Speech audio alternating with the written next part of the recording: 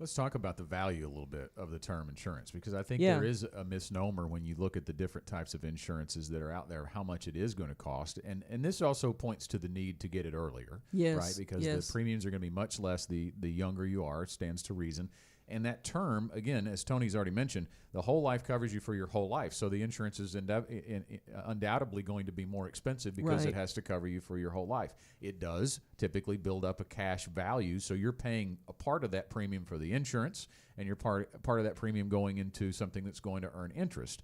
But if we're really just seeking the death benefit and making sure that the life insurance death benefit is adequate to cover you, we want it to be as large as possible and cost the least amount. So if you remove the cash value and then you're only being covered for a certain length of time, then obviously it's going to be cheaper, and it can be pretty inexpensive, especially if you get it early. Yeah, and that's the key. The money pays the premium, but your health determines the premium. So you want to, the earlier you get it, the less likely you are to already have health issues. And then if we wait until, it's too late, then either you can't get it or you can't afford to actually get the premium and get the coverage that you do need. I think you brought up a good point too earlier about sitting down with an advisor on the front end rather than after something happens and here is my life insurance, because that can help you determine the amount that you need as a part of your overall plan. Right, and not every dollar that you make has to be replaced. So if you're making, let's say, $50,000, if that's your salary, well, some of that's going to taxes.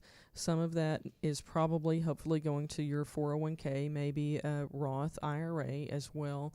Some of it's going to your food and your clothing.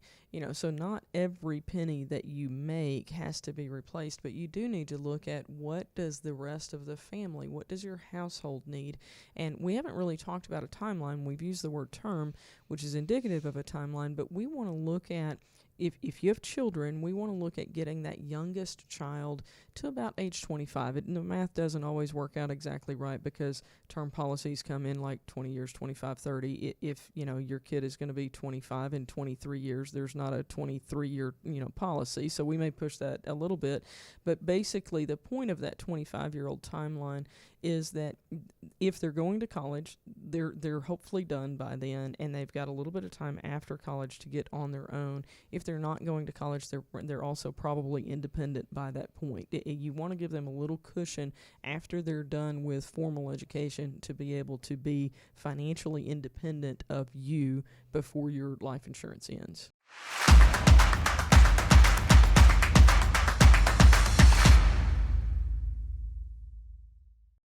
Want more content like this delivered to your inbox weekly? Visit fastest4.com to learn more.